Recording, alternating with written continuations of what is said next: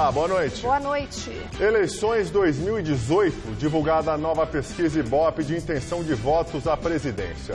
Jair Bolsonaro, do PSL, continua na frente com 28%. Fernando Haddad, do PT, sobe para 22%. Executivo da Galvão Engenharia teria pago propina a presidente do Senado, Eunício Oliveira, e a outros políticos do MDB. Ex-governador de Brasília, José Roberto Arruda, do PR, foi condenado a 7 anos de prisão por tentativa de suborno. E você vai conhecer um pouco mais da rotina do Grupo de Ações Táticas Especiais da Polícia Militar do Estado de São Paulo. Em 30 anos de atividades, são 96% de vidas poupadas nas ocorrências atendidas. O Jornal da Gazeta, edição das 10, começa agora.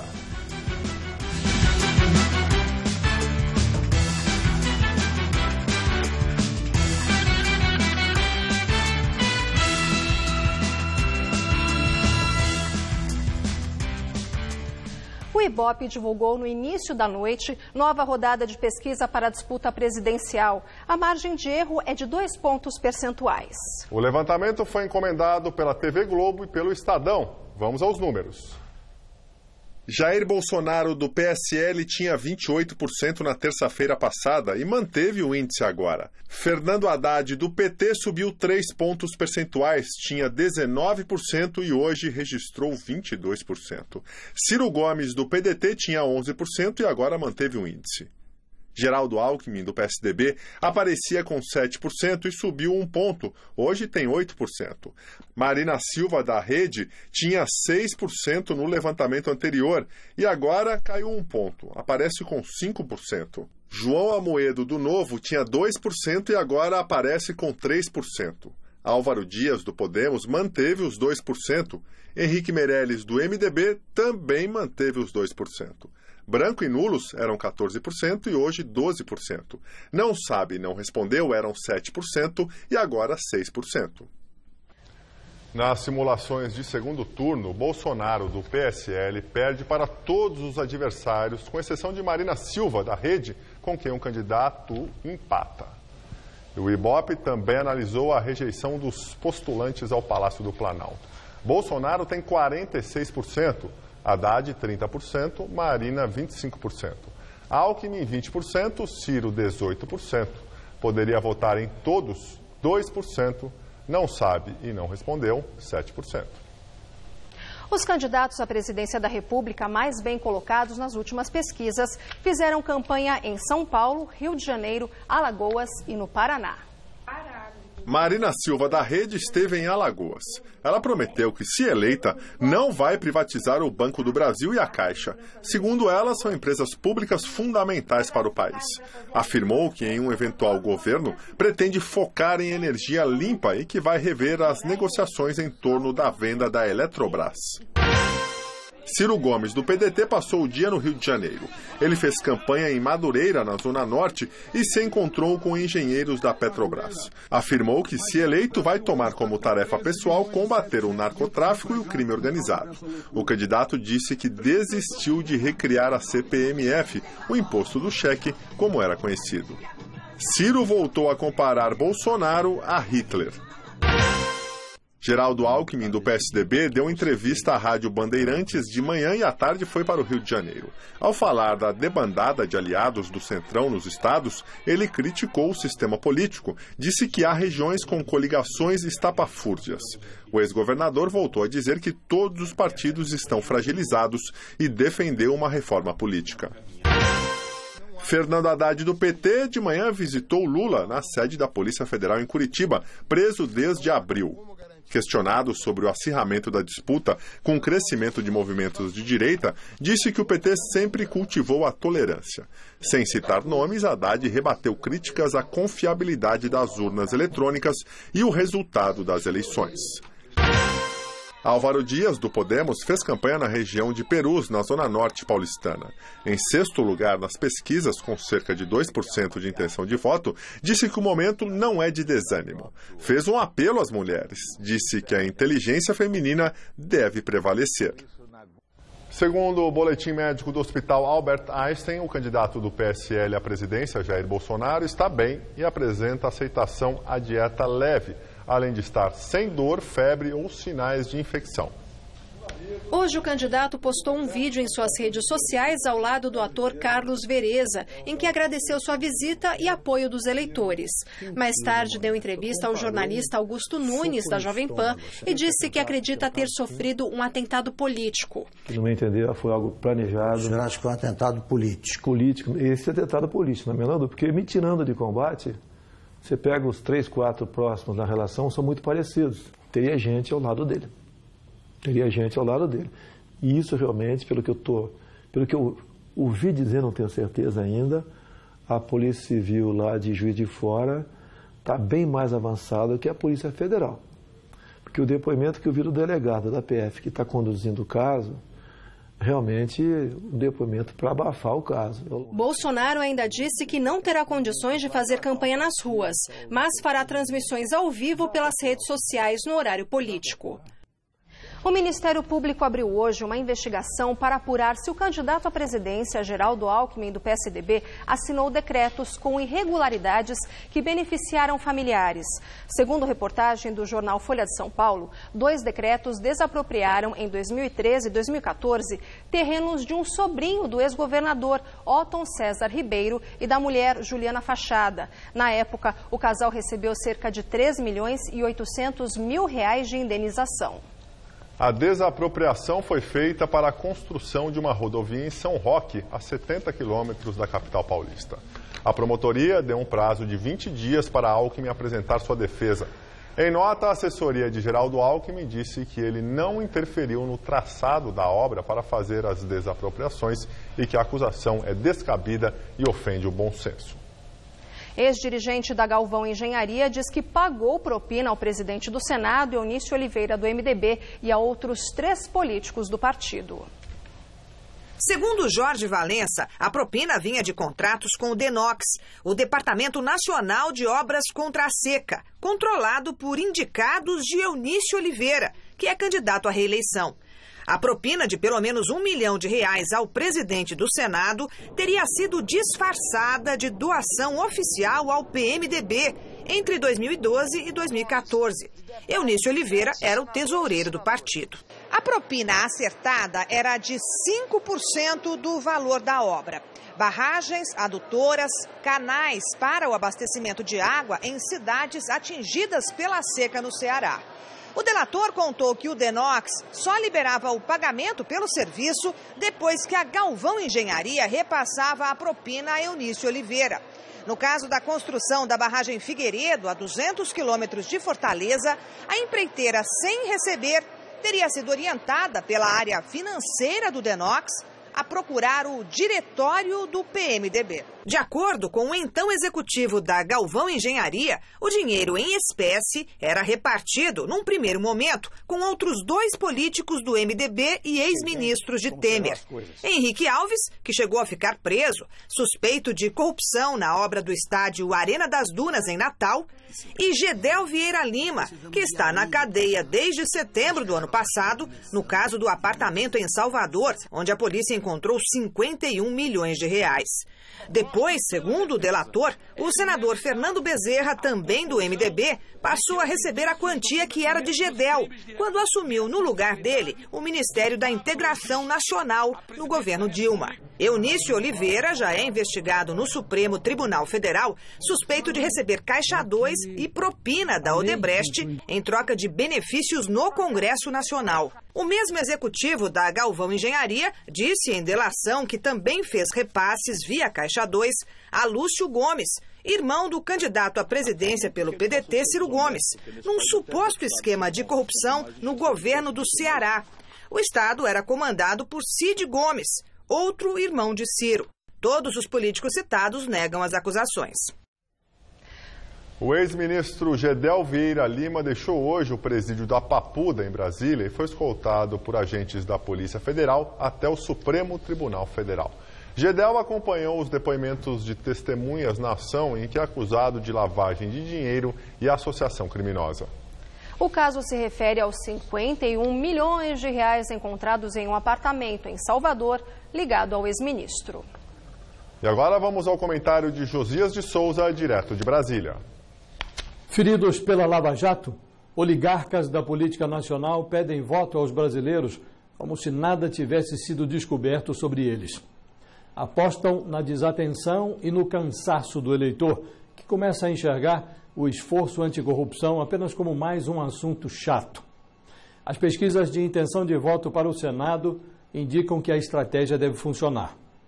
Réus, denunciados e investigados lideram a disputa pelas 2 vagas de senador em vários estados. Estão na bica de se reeleger, por exemplo, encrencados notórios como Renan Calheiros, Jader Barbalho, Edson Lobão, Eunício Oliveira e Ciro Nogueira. São favoritos à eleição para o Senado investigados do porte de Jacques Wagner e Dilma Rousseff. Há também casos como o do multiprocessado Aécio Neves. Ele foge da disputa pela cadeira de senador, mais difícil, mas ainda concorre com boas chances a um assento na Câmara dos Deputados. O tempo da justiça é diferente do tempo da política. O eleitor não precisa de uma sentença judicial para excluir de suas opções candidatos sujos ou mal lavados. Mas a democracia é um regime em que as pessoas têm ampla liberdade para exercitar a sua capacidade de fazer besteiras por conta própria. Quando é desvalorizado, o voto vira apenas um equívoco renovado de 4 em 4 anos. Boa noite. Vamos ver como foi o dia de campanha dos candidatos ao governo de São Paulo mais bem colocados nas pesquisas. João Dória, do PSDB, foi à zona leste da capital e em Carapicuíba, na região metropolitana. O tucano prometeu implementar o trem padrão metrô nas linhas da CPTM. O candidato ainda prometeu que vai buscar verbas federais para a reforma do Hospital Municipal de Hermelino Matarazzo. Luiz Marinho, do PT, fez campanha em Osasco, na região metropolitana. O petista criticou os pedágios nas estradas. Disse que são os mais caros do mundo e que, se eleito, vai reavaliar cada contrato.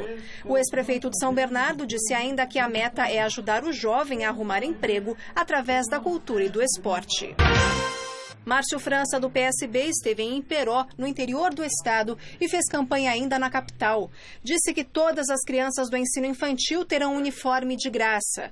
Afirmou que, se ganhar um novo mandato, pretende expandir o projeto Costurando o Futuro, que capacita e remunera moradores para a produção de uniformes. Paulo Scaff, do MDB, visitou a sede do Sindicato dos Engenheiros no centro da capital. Afirmou que, se vencer a eleição, vai terminar obras de infraestrutura paradas no estado. E voltou a negar o uso de Caixa 2 em sua campanha em 2014. O MDBista foi acusado de usar dinheiro não contabilizado da Odebrecht. Professora Lisete, do PSOL, participou de evento na Faculdade de Direito da USP, no Largo São Francisco, no centro da capital. A candidata prometeu que, se eleita, vai destinar imóveis vazios à população em situação de rua. Ela disse que a equipe dela já está fazendo um levantamento dos locais que estão abandonados. Por causa da lei da ficha limpa, 174 candidatos não vão poder disputar as eleições no mês que vem. Entre eles, o ex-presidente Lula. A Justiça Eleitoral também rejeitou o registro de 1.849 candidatos. Entre os motivos está a não comprovação do pleno exercício dos direitos políticos. O presidente Michel Temer viajou para Nova York, onde participa da Assembleia Geral da ONU. O ministro Dias Toffoli, do Supremo Tribunal Federal, ocupa interinamente a cadeira de presidente da República, na ausência do titular. Antes de viajar para os Estados Unidos, Michel Temer transmitiu oficialmente o cargo interinamente ao novo presidente do Supremo ontem à noite, na base aérea de Brasília.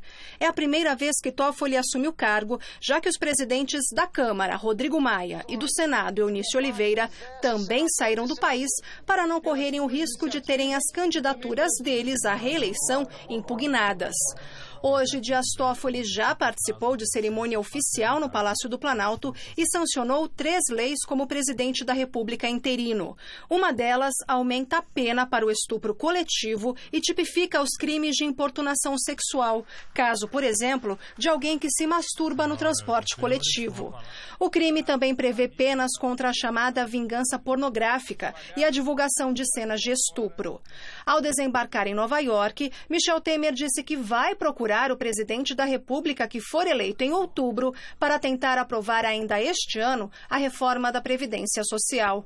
Aqui no Brasil, os advogados de Temer solicitaram ao ministro Luiz Roberto Barroso, relator do inquérito dos portos do Supremo, que prorrogue o prazo de conclusão das investigações do caso.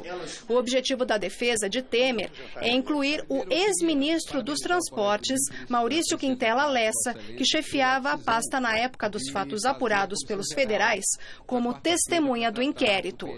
O inquérito da Polícia Federal apura se empresas concessionárias do Porto de Santos, como a Rodrimar e o Grupo Libra, foram beneficiadas por uma portaria assinada por Michel Temer em troca de propina. O ex-governador do Distrito Federal, José Roberto Arruda, do PR, foi condenado por tentar subornar um jornalista durante as investigações da Operação Caixa de Pandora, em 2009. Além de Arruda, foram condenados um sobrinho do ex-governador, um funcionário da Companhia Energética de Brasília e o ex-deputado distrital Geraldo Naves. A Operação Caixa de Pandora da Polícia Federal, deflagrada em 2009, revelou um esquema de corrupção conhecido como Mensalão do DEM, que envolvia a compra de apoio na Câmara dos Deputados do Distrito Federal pelo governo Arruda. Na época, segundo a Justiça, os réus tentaram subornar o jornalista Edmilson Edson dos Santos, conhecido como Edson Sombra, para que ele mentisse em depoimento. Arruda foi condenado a 7 anos e 6 meses de prisão e os outros réus a penas que variam de 4 a 5 anos de prisão pelos crimes de tentativa de falsidade ideológica e de dar dinheiro ou outra vantagem à testemunha, além de multas. A defesa de José Roberto Arruda afirma que vai recorrer, que o ex-governador foi vítima de uma armação comprovada no processo e que não há justificativa para a condenação.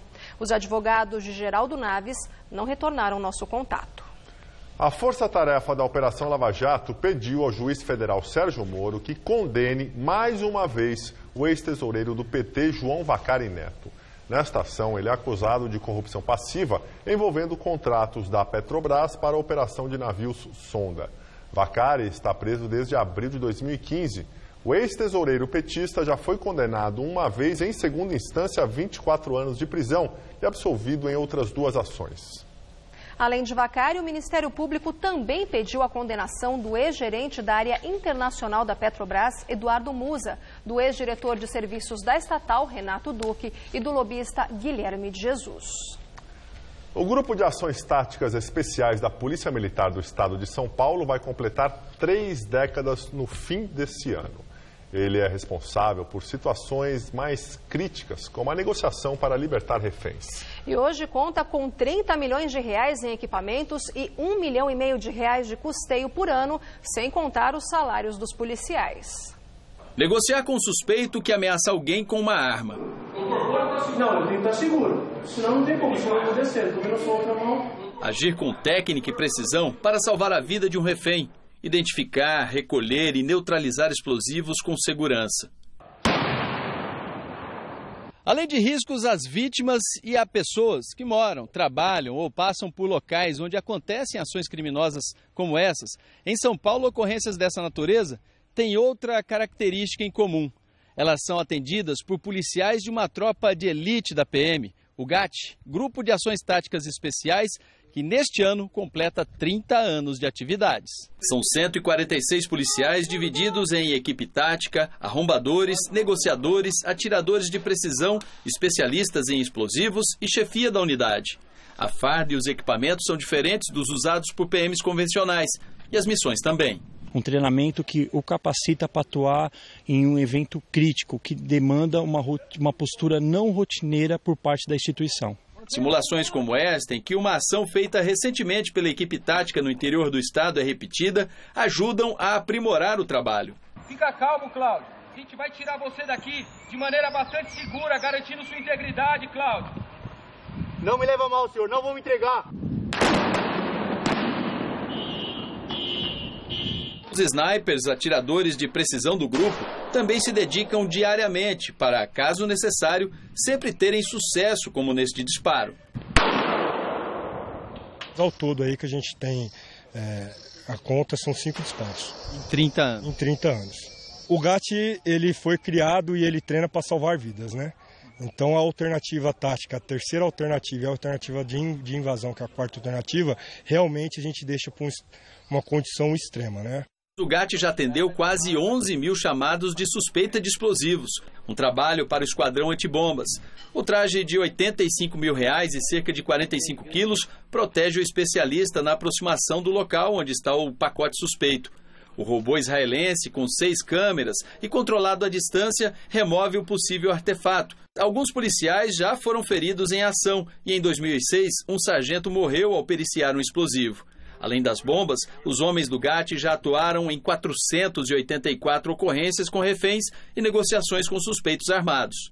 Depois do FBI, quem mais atua em ocorrências com refém no mundo é o GAT de São Paulo. Em protocolo internacional, quando acontece uma ocorrência de refém, em média, eles calculam que 25% é normal perda de vidas humanas. Hoje, a gente busca um resultado aceitável acima dos 90%. Você vai ver a seguir, pela 6ª vez, a brasileira Marta foi eleita a melhor atleta feminina do planeta. Nesta segunda, Gabriel Satter solta a voz aqui no Todo Seu. Olhos para se olhar, as estrelas brilhando, ouvidos para escutar. Vai ser legal, vem. Dor de ouvido, incômodo no nariz ou garganta são situações que atrapalham seu dia a dia. Aqui no Hospital Paulista, você conta com estrutura completa para tratar as dores mais comuns até as cirurgias complexas em otorrinolaringologia. Especialista em todas as consultas, pronto-socorro 24 horas, centro cirúrgico e UTI modernos, além de atendimento humanizado. Hospital Paulista, especialista em ouvido, nariz e garganta. Dr. Brasnico Neto, diretor técnico médico, CRM/SP 70149. Após 40 anos de vida pública, eu quero muito voltar a ser senador para ajudar a construção de um Brasil mais justo, solidário e fraterno. Como secretário de Direitos Humanos e vereador em São Paulo, eu pude vivenciar os graves problemas causados por tamanha desigualdade social. Como senador, eu volto enriquecido pela energia das ruas para ajudar a transformar o Brasil. Volta, Suplicy. Senador 131. A 500 metros, vire à direita. À direita, não. Vire à esquerda. Nem à direita, nem à esquerda. Siga pelo centro. Direita. Esquerda. Centro. A vida é feita de caminhos e escolhas. As eleições também. Eleitores que se informam sobre seus candidatos sabem onde querem chegar. Faça do seu voto consciente o caminho para um Brasil melhor. Justiça Eleitoral.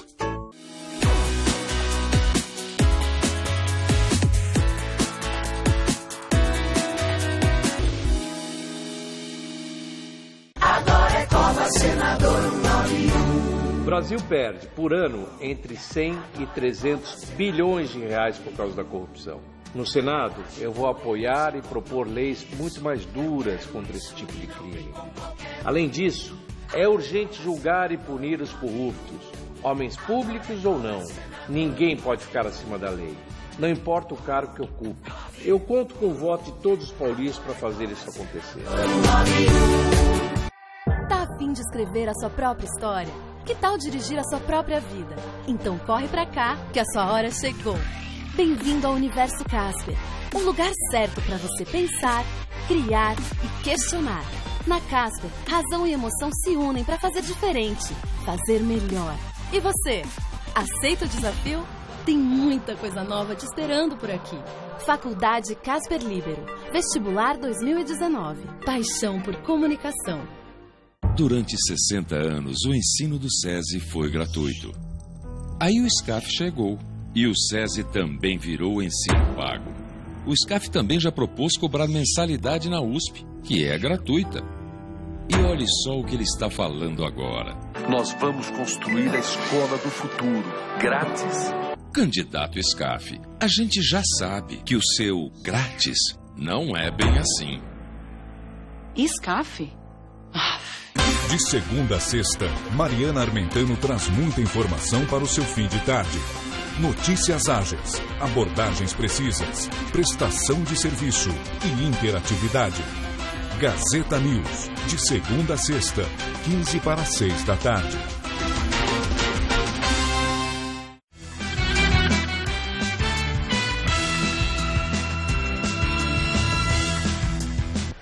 E agora a previsão do tempo. A primavera começou quente aqui em São Paulo. Na capital, os termômetros chegaram à marca dos 33 graus, com tempo aberto e ensolarado.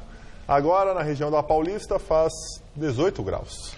E quando será que teremos chuvas novamente por aqui? Bem, quem responde pra gente é a Mariana Armentano. Olha, segundo a meteorologia, volta a chover a partir de quarta-feira, mas o predomínio continua sendo de sol e muito calor. Nessa madrugada, teremos mínima de 15 graus e máxima amanhã à tarde na casa dos 33. Aí na quarta-feira a máxima vai aos 31, já com possibilidade de chuvas isoladas à tarde. E a quinta-feira será de sol intercalada com alguns períodos de chuva, também pontuais, e temperaturas entre 17 e 28 graus. E falando em primavera, a estação das flores já começa a colorir a cidade cinza.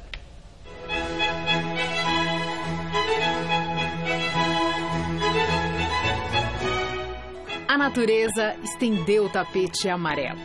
É um glamour, vai ter ruas sisudas e monocromáticas assim, alegres, cheias de cor, pintadas naturalmente. A paisagem de São Paulo ganha muitos tons, flores para saciar a fome das abelhas e encantar quem passa. Eu acho que é um momento único da gente retomar as energias, com perfume, além das cores. Para mim é tudo de bom, porque parece que você está mais viva, né? E as plantas trazem isso, de trazer vida, né? Felicidade, vida, beleza. Mas nem tudo são flores, literalmente. No primeiro dia da primavera, com temperaturas passando dos 30 graus, esse calorão, aí a vida como ela é exige a roupa de escritório. E aí não fica muito fácil, né? Os homens que precisam usar roupas formais por causa do trabalho, vamos admitir, sofrem mais. Gravata, blazer, camisa. Prefiro mais o inverno e tá sendo meio castigado esse tempo. Bem abafado, mas não tem outro jeito, né? A gente não tem escolha, tem que ser assim. A gente tenta dobrar um pouco a manga quando é possível, dar uma afrouxada na gravata, mas... As mulheres têm mais opções de modelos e inclusive de cores. Mas quem pode até se veste no clima da temporada, se veste de primavera.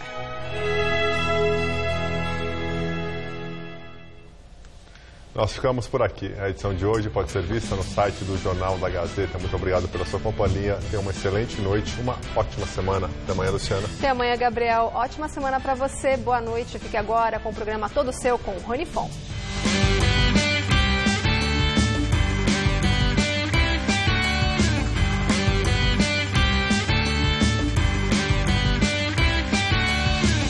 Confira no próximo domingo, 11 da noite, em Hora do Voto, uma entrevista com Ana Amélia Lemos, candidata à vice-presidência da República na chapa de Geraldo Alckmin do PSDB. Assista agora, tudo seu.